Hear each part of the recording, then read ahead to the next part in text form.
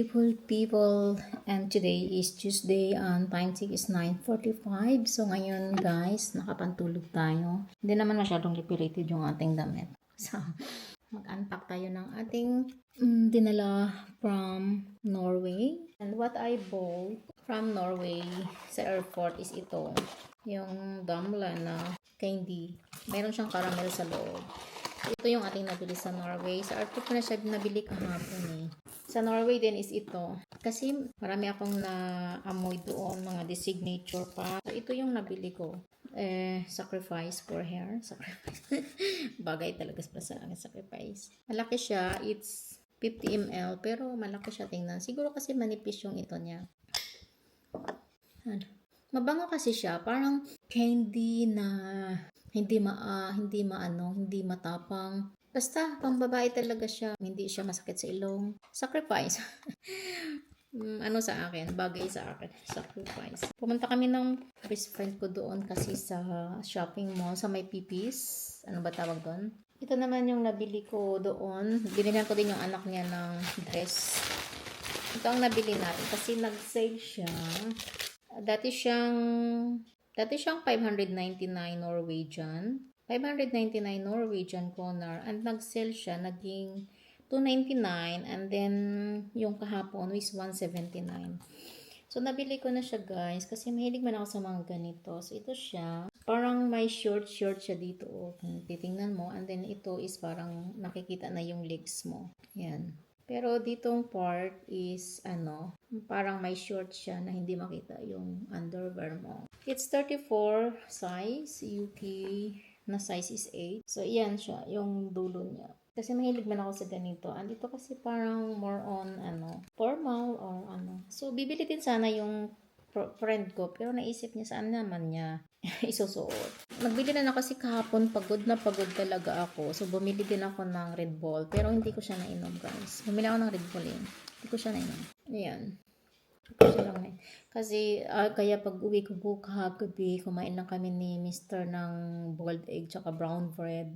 And nag-toothbrush na ako guys, naghilamos, nagbihis, and then natulog na. So around 8 o'clock ako natulog kagabi, and then nagising ako mga 7:45 na kasi hatid ko yung anak kong babae sa school. So naglaba ako ngayon and nag-empty ako ng machine para sa mga plates and glass, and naglinis ako ng fridge kasi madumi. Ngayon, nag-unpack na ako. Nilagay ko na din sa machine yung mga maduming mga pinagkainan kagabi. And ito, kasi ayusin ko na yung gamit ko. And then, kasi lalabhan ko yung iba. Yung iba kasi hindi siya pwede naman siya i-machine. Pero yung yung hindi masyado, mga 30 degree lang. Mabango siya. Subukan ko lang siyang i-perfume kung matagal ba siya mawala. So, yan lang naman guys, ang nabili ko doon, malaman na iba. Ito lang talaga, tsaka pants. Ang aking souvenir doon.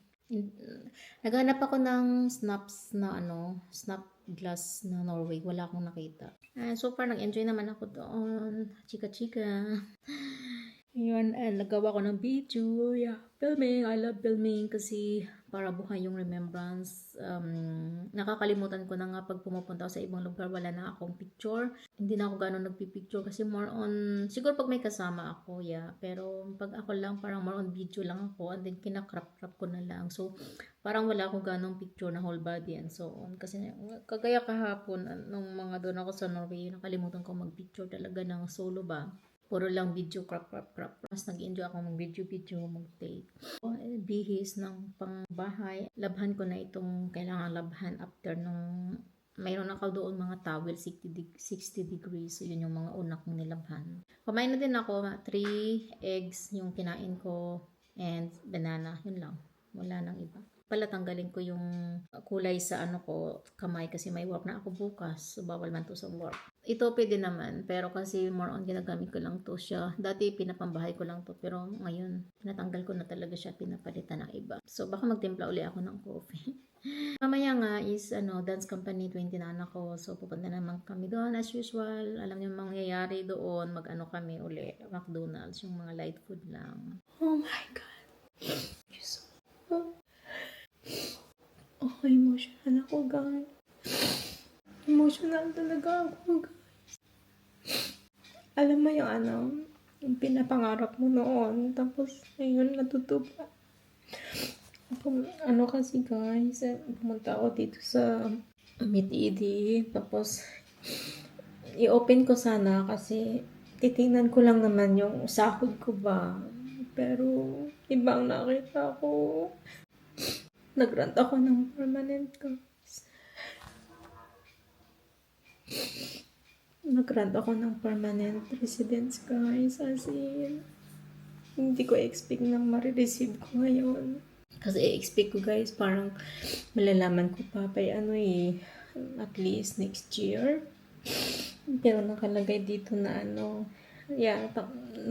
nila, granted. Yung card ko is darating sa akin in 2 to 3 weeks. And sabi ko, ay, uwi ako ng Pilipinas. So, kailangan kong mag-apply pala ng alam mo yung mag-apply ako para makabalik ako dito sa Denmark kasi wala nga akong card, yung pink card about sa visa kasi nga 'di ba on process. So kailangan ko mag-apply uli para makabalik ako sa Denmark kasi wala naman problema pag lumabas sa Manila lang talaga. Yung siyempre sa immigration doon ka tatanungin anong ginagawa mo dito, siyempre hanapan ka ng mga documents. And finally guys, kasi 'di ba pag hindi ka permanent sa isang bansa is magbabayad ka ng travel tax. So, pag umuwi ako, hindi na ako magbabayad ng travel tax, guys. So, but it's so, parang, alam mo, nag-birthday ako. So, parang, ang aga ng pa-birthday ni Lord. Yeah, emotional lang, guys. Hindi ko maiisip na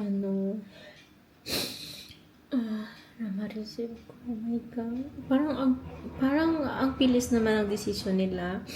Sabi ko naman guys, wala naman reason talaga na i-deny yung application ko. Kasi lahat talaga ng requirements is nakuha ko talaga. So, I'm so happy. Wala pa akong nakikita sa kay Ina.